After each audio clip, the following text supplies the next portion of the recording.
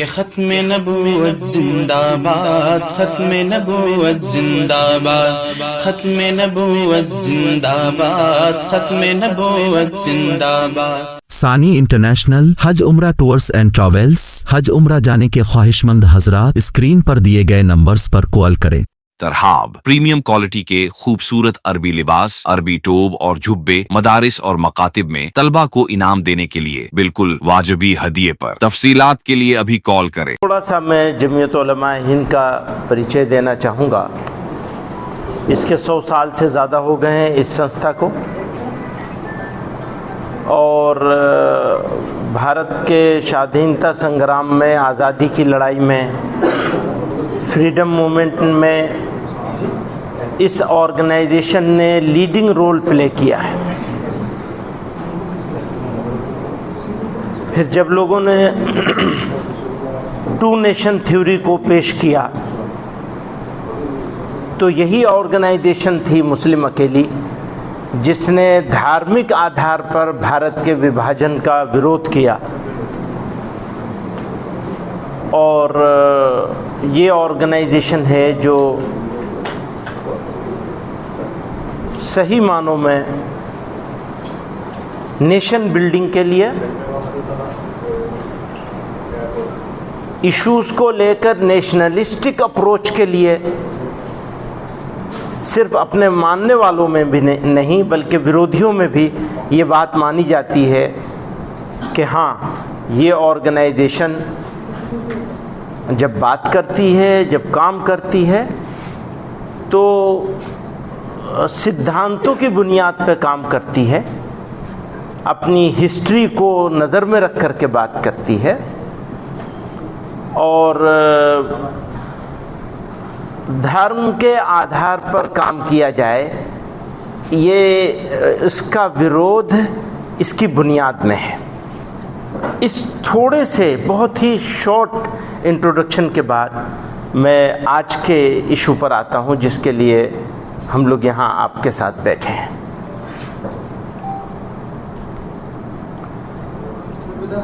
यहाँ स्टेट में एविक्शन का काम हो रहा है, बहुत जगहों पे होता है, लेकिन यहाँ के जिस तरह किया जा रहा है, मैं गया था कल बहुत सारे इलाकों में, तो जिस तरह किया जा रहा है इसको देखकर दुखी होना, मुझे लगता है आप लोग भी अगर जाएंगे, देखेंगे तरीक़े को, सिस्टम को, तो आपको भी कष्ट होगा। मुझे बहुत कष्ट हुआ, बहुत दुख हुआ, और ख़ास तौर से इसलिए कि कौमें और मुल्क, कंट्री, देश सिस्टम से बनते हैं। कोई भी काम जब सिस्टम के ख़िलाफ़ होगा, ख़ास तौर से एक सिस्टम बनाया, गाइडलाइन तय करी है मुल्क की सुप्रीम कोर्ट ने, तो जिस तरह उसको नज़रअंदाज करके, उसको रोंद कर कार्रवाई की जा रही है, ये और ज़्यादा अफसोसनाक, कष्टदायक और निंदनीय है। इसके जितनी निंदा करी जाए वो कम है। फिर धर्म के आधार पर लोगों को बांटकर सत्ता पाने के लिए, सत्ता बाकी रखने के लिए लोग ख़ास किस्म के नारे देकर, एक विशेष वर्ग बताकर, मियाँ बताकर, अननोन बताकर, डाउटफुल बताकर, डेरोगेटरी अल्फाज का, वर्ड्स का, शब्दों का प्रयोग करके, यूज़ करके, तो वो एटीट्यूड सही मानों में एविक्शन की इस बारबरिक तरीक़े से एक्शन से जितना दुख, उससे ज़्यादा दुख उस एटीट्यूड पे है। अगर कोई डाउटफुल है तो डाउट क्लियर करने का तरीक़ा मौजूद है, आप वो क्यों नहीं इख्तियार करते? अगर कोई फॉरेनर मौजूद है तो उसको डिपोर्ट क्यों नहीं किया जाता? हम तो उसका विरोध नहीं करते। कोई फॉरेनर हो, विदेशी हो और यहाँ रहे, ये हमको मंजूर नहीं है, कभी मंजूर नहीं है।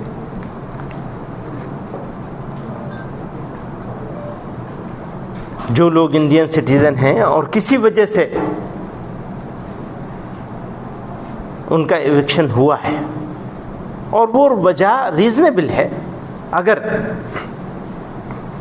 तो उनके रिहेबिलिटेशन का प्लान होना चाहिए, जिसको सुप्रीम कोर्ट ने भी कहा है, बार बार कहा है, एक केस में नहीं कई सारे केसों में कहा है कि जब एविक्शन की कार्रवाई होगी तो उनको रिहेबिलिटेट करने का प्लान भी साथ में होना चाहिए। तो हम ये डिमांड करते हैं आसाम की सरकार से कि वो उन लोगों के रिहेबिलिटेशन का अरेंजमेंट करें और उसमें मानवता नज़र में रहनी चाहिए, इंसानियत, ह्यूमैनिटी। तो जो लोग उजाड़े गए हैं और इंडियन सिटीज़न हैं, फॉरेनर हैं, निकाल दो, डिपोर्ट करो। इंडियन हैं तो उनको रिहेबिलिटेट करो। बस यही मेरी 3 बातें थीं जो मैं आपके सामने पेश करी हैं। तो आप कुछ कहेंगे? आप कुछ बहुत